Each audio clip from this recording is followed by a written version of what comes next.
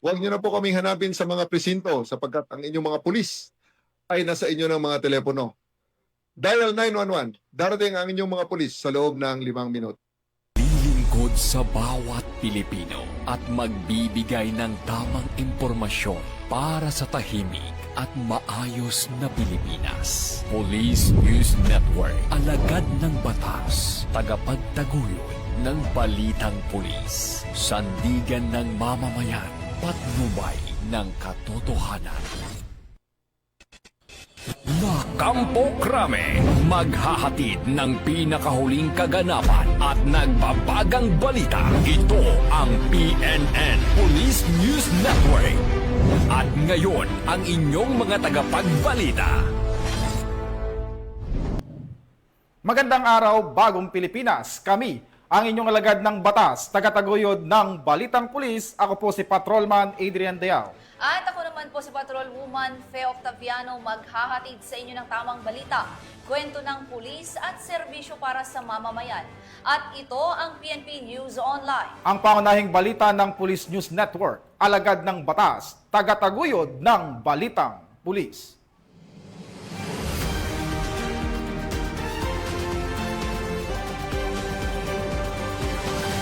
Narito ang mga balitang dapat nyong abangan.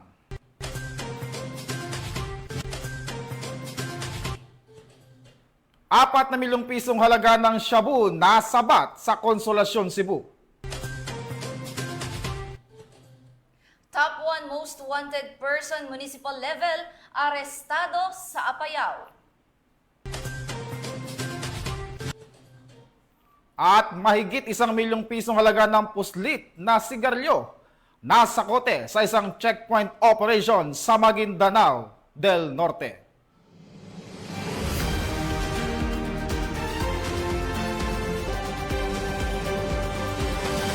Narito ang mga balitang hatid ng ating PNN correspondents mula sa iba't ibang panig ng bansa.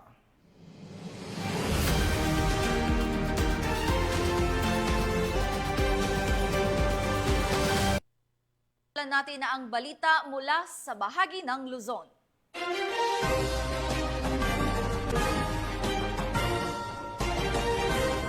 Arestado ng mga otoridad ang tinaguriang top 1 most wanted person dahil sa kasong panggagahasa sa Barangay Bagbag, Angat, Bulacan.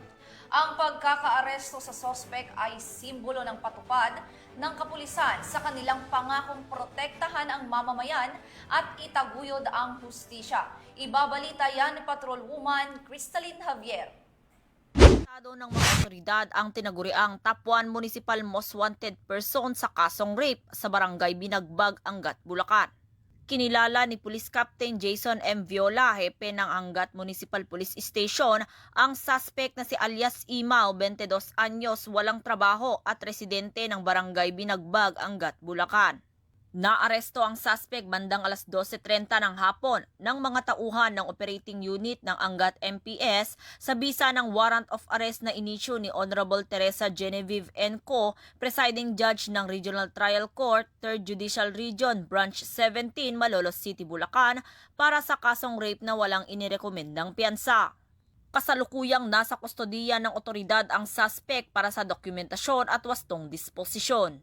Patuloy ang Bulacan PNP sa pamumuno ni Police Colonel Angel L. Garciliano, Acting Provincial Director ng Bulacan Police Provincial Office, sa pagsasagawa ng mga operasyon at inisyatiba bilang bahagi ng kanilang mas pinaigting na kampanya laban sa kriminalidad at upang mapanatili ang kayusan sa buong lalawigan. Mula dito sa Camp General Alejo S. Santos, ako ang inyong PNN correspondent, Patrolwoman Pearl Cristalyn Javier, alagad ng batas, tagataguyod ng Balitang Pulis. Maraming salamat, Patrolwoman Javier. Naharap sa patong-patong na kaso ang tinaguriang top 1 most wanted person municipal level matapos hainan ng warrant of arrest sa Barangay Sakwil Corner, Apayao. Ang kabuuan ng report mula kay Patrolwoman Jesly Sabado.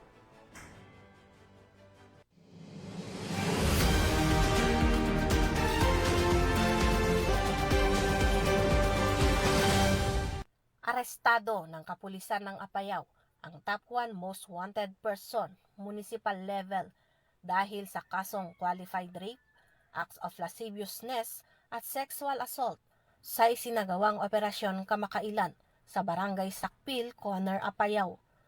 Naging matagumpay ang operasyon sa pangunguna ng 2nd Apayao Provincial Mobile Force Company, katuwang ang Corner Municipal Police Station, Regional Intelligence Unit 14, Regional Mobile Force Battalion 15, 5th Maneuver Company, Apayao Provincial Intelligence Unit at Apayao Provincial Investigation and Detective Management Unit.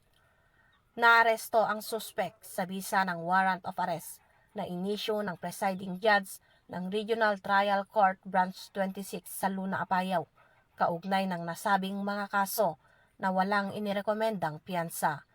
Kasalukuyang nasa kustodiya ng Corner MPS ang suspect para sa kaukulang dokumentasyon bago i-turn over sa kinaukulang korte. Mula dito sa probinsya ng Apayao, ako ang inyong PNN correspondent, Patrolwoman Jesly Sabado, lagad ng batas, tagataguyod ng Balitang Pulis. Maraming salamat, Patrolwoman Sabado. Tunghayin naman natin ang mga balita mula sa Visayas.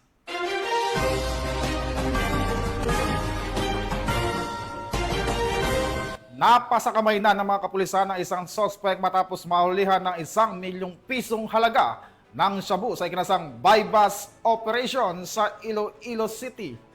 Ipinapakita ng operasyon ang seryosong kampanya ng kapulisan laban sa iligal na droga, alinsunod sa direktiba ng PNP at ng pamahalaan. Patrolwoman Lynette Sablon sa balita. Arestado ang isang bagong tukoy na high-value individual drug personality sa matagumpay na isinagawang bypass operation ng Iloilo Police Provincial Office nito lamang kadalawa ng Agosto taong kasalukuyan sa Barangay Poblacion, South Oton, Iloilo.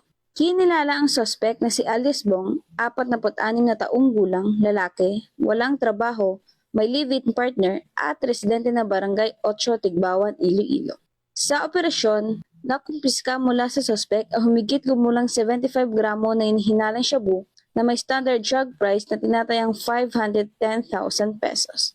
Pinangunahan ng Provincial Drug Enforcement Unit ng IPPO sa pamumuno ni Police Major Daji de Lima ang operasyon. Ayon sa PDEU, halos 4 na buwang verifikasyon at investigasyon ang isinagawa bago isakatuparan ang entrapment operation. Nagugat ang operasyon mula sa sumbong ng mga concerned citizens sa Oton ukol sa iligal na aktibidad ni alias Bong. Lumabas sa intelligence report na umano'y kinukuha ng suspect ang supply ng droga mula sa Manila at ibinabagsak ito sa Oton at Karatig Bayan. Kasalukuyang nakakulong si alias Bong sa kustudiya ng Oton Municipal Police Station at mahaharap sa kasong paglabag sa Republic Act 9165 ang Comprehensive Dangerous Drugs Act of 2002. Ang matagumpay na operasyong ito ay patunay ng dedikasyon at walang humpay na serbisyo ng PNP sa pagtatanggol sa kapayapaan at kaligtasan ng bawat Pilipino, isang hakbang tungo sa isang lipunang ligtas at walang droga. Mula rito sa Western Visayas, ako ang PNN correspondent, Patrolwoman Lynette Sablon, alagad ng batas, tagataguyod ng Balitang Pulis. Maraming salamat sa Patrolwoman Sablon. Samantala, mahigit 4 na milyong pisong halaga ng inihinalang shabu ang nasabat ng mga otoridad sa isang anti-illegal drugs operation sa Consolacion, Cebu. Ang matagumpay na operasyon ay bahagi ng patuloy na kampanya ng pulisya laban sa illegal na droga sa rehiyon. Patrolwoman Judith Nicanor sa report. Kulungan ang bagsak ng high-value individual na suspect matapos mahulihan ng higit 4 na milyong halaga ng hinihinalang shabu sa isinagawang bypass operation ng kapulisan ng Konsolasyon sa Sitio Lawis, Barangay Hugan, Konsolasyon, Cebu nito lamang nakaraan. Ayon kay Police Lieutenant Colonel Yunel B. Avergonzado, Acting Chief of Police ng Konsolasyon Municipal Police Station, bandang alas 3 ng hapon nang maaresto ng kapulisan ang high-value individual na suspect na si alias Pangloy, 43 anyos na residente ng Barangay Hubay, Liloan, Cebu. Nakumpiska mula sa suspect ang 26 na pakete ng hinihinalang shabu na may timbang na 600 gramo at standard drug price na 4,080,000 pesos, bypass money at sling bag. Samantala, kasalukuyang nasa kustudiya ng Konsolasyon MPS ang suspect at mahaharap sa kasong paglabag sa Section 5 at 11, Article 2 ng Republic Act 9165 o Comprehensive Dangerous Drugs Act of 2002. First and foremost, I would like to thank the community for their invaluable support that led to the successful arrest of one of drug personalities in our AOR. Your cooperation is the key in our continued fight against illegal drugs. To those who are still involved in illegal drug trade, stop your illegal activities now before the law catches up with you. Together, we build a safer and drug-free community. Thank you. Ang matagumpay na operasyon ay bunga ng pinagsanib puwersa ng Konsolasyon MPS, PIUC-PPO, PNP-DEG SOU-7 at PIDEA ROA-7. Ang kapulisan ay patuloy sa pagsusulong ng mga programa ng pamahalaan upang matuldukan ang problema sa iligal na droga at magkaroon ng maunlad na bansa tungo sa isang bagong Pilipinas. Mula dito sa Central Visayas, na Police News Network Correspondent, Patrolwoman Judith Ticano, alagad na patas na nataguyod ng balita. Maraming salamat, Patrolwoman Nicanor. Isa na namang most wanted sa bayan ng Pastrana, Leyte ang nadakip sa ikinisang operasyon ng Leyte Police Provincial Office. Ang sospek ay kabilang sa top 3 municipal most wanted person ng nasabing bayan at nahuli sa Barangay Bahay, Pastrana, Leyte. Narito ang ulat ni Patrolwoman Camberley Flores.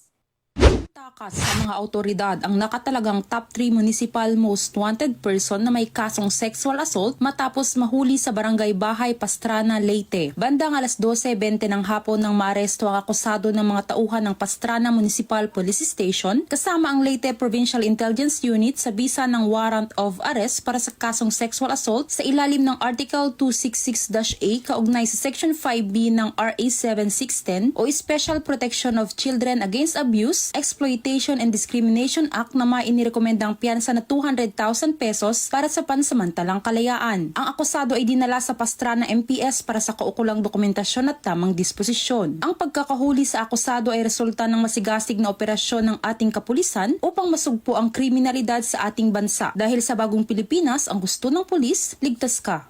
Mula dito sa Eastern Visayas, ako ang inyong PNN correspondent, Patrolwoman Flores, alagad ng batas sa kataguyod ng Balitang Pulis. Maraming salamat, Patrolwoman Flores. Narito naman ang mga balita mula sa bahagi ng Mindanao.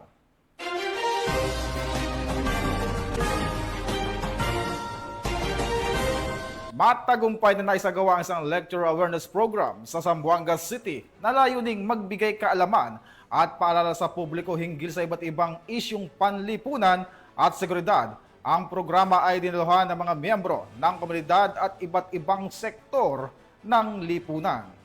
Ang awareness program ay epektibong paraan upang maipaliwanag ang mga isyong panlipunan at seguridad na kadalasang nagiging sanhi ng krimen at nagbibigay ito ng preventive approach kung saan ang mga tao ay nagkakaroon ng sapat na kaalaman upang maiwasan ang pagiging biktima o sangkot sa krimen. Narito ang ulat ni Patrolwoman Luis Marie Conde. Lahukan ng mga guro at estudyante ng Caldwell Adventist Academy ang isang matagumpay na lecture awareness program katuwang ang Regional Police Community Affairs and Development Unit 9 at NAPOLCOM 9 sa pangunguna ni Attorney Pablito M. Abad Jr., Director ng NAPOLCOM 9 at Attorney Alexis C. De Lima, Assistant Regional Director ng NAPOLCOM 9 nito lamang ika-1 ng Agosto taong kasalukuyan. Tinalakay sa nasabing aktibidad ang mga mahahalagang paksa na may layuning paigtingin ang kaalaman ng kabataan gaya ng anti-criminality, anti-bullying, Safe Spaces Act, Illegal Drug Awareness at Stress Management. Ang mga ito ay naglalayong bigyang kapangyarihan ang mga mag-aaral upang makagawa ng matatalino at responsableng desisyon para sa mas ligtas at maayos na kapaligiran sa paaralan at komunidad. Lubos ang pasasalamat ng RPCDU 9 sa pamunuan ng Caldwell Adventist Academy sa pagbibigay ng pagkakataong maibahagi ang mahalagang advokasiyang ito. Sa patuloy na pagtutulungan ng kapulisan at mga institusyong pang-edukasyon, sama-sama nating isinusulong ang kultura ng kaligtasan, respeto at mental wellness para sa kabataan at sa buong sambayanan. Mula dito sa Zamboanga Peninsula, ako ang inyong PNN correspondent, Patrolwoman Luis Marie Conde, alagad ng batas, tagataguyod ng Balitang Pulis. Maraming salamat, Patrolwoman Conde. Isang newly identified drug suspect ang naaresto Sa ikinasang bypass operation ng mga otoridad sa Barangay Batangan, Valencia City, Bukidnon, nasamsa mula sa sospek ang hinihinalang ilegal na droga at iba pang ebidensya. Ang buong detalye ng balita mula kay Patroluman Danessa Berdos. Arestado ang isang newly identified drug suspect sa sinagawang joint buy-bust operation ng City Drug Enforcement Unit, Bukidnon Provincial Intelligence Unit, katuwang ang mga kapulisan ng Valencia City Police Station sa Barangay Batangan, Valencia City, Bukidnon. Kinilala ni Police Lieutenant Colonel Brian M. Panganiban, officer in charge ng Valencia CPS, ang drug suspect na si alias Soy Soy, 21 taong gulang, lalaki, isang laborer at residente ng Barangay Mailag, Valencia City, Bukidnon.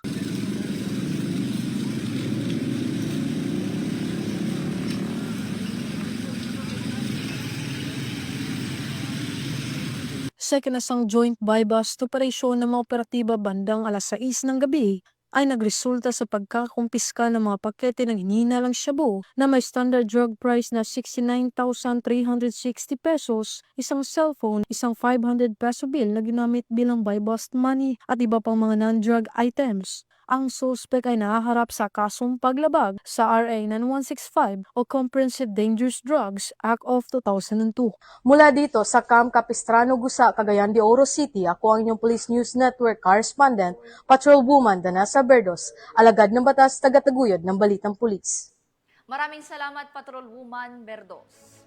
Matagumpay na naaresto ng mga kapulisan ang tinaguriang street-level individual matapos ang ikinasang buy-bust operation sa Davao del Norte. Narito ang report mula kay Patrolwoman Queenie Babes Arindain.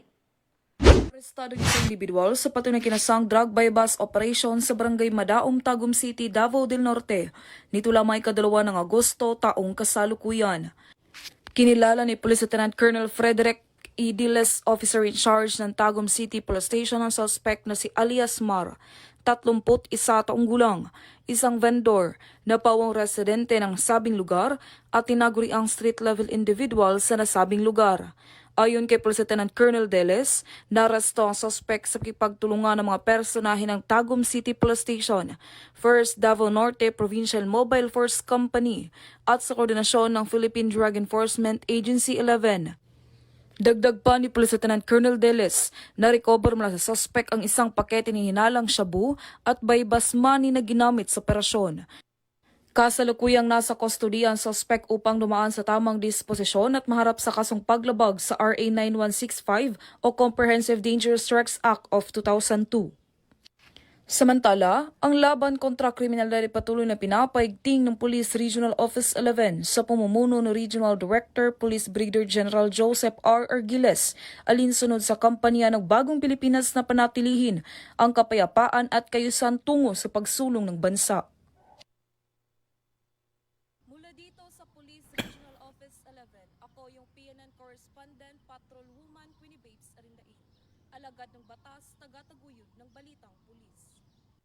Maraming salamat, Patrolwoman Arindain. At para sa ating huling balita, nasabat ng mga taon ng Dato Udin Sinsuat Municipal Police Station ang mahigit 1 milyong pisong halaga ng mga puslit na sigarilyo mula sa dalawang sospek matapos maharang sa isang checkpoint sa lugar. Ang detalye ng report mula kay Patrolwoman Marie Chris Algabre.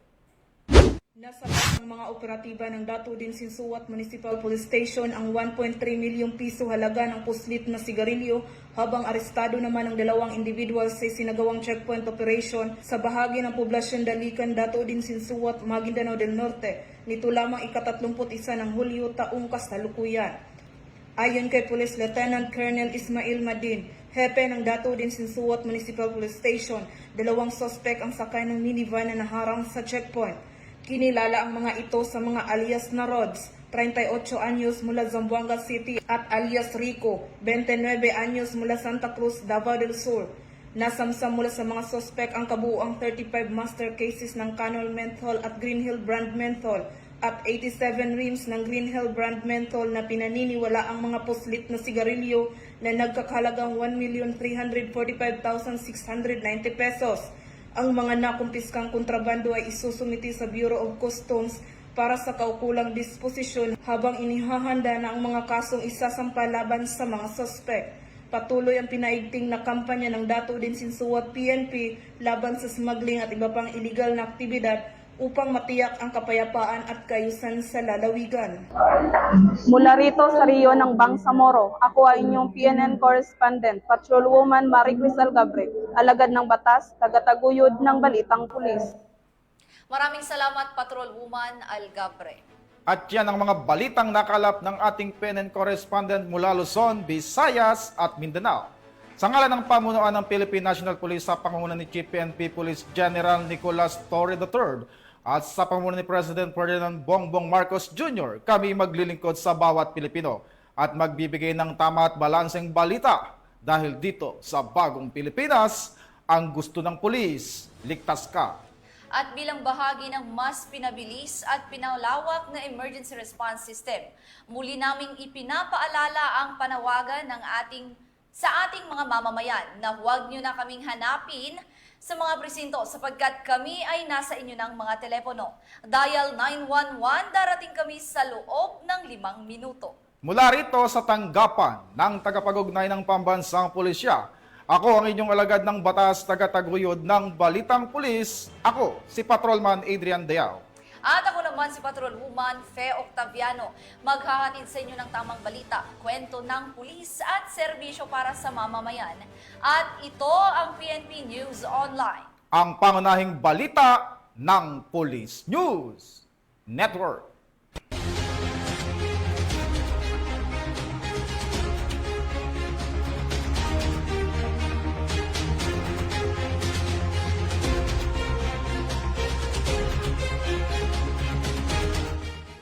Police News Network, alagad ng batas, tagapagtaguyod ng balitang pulis.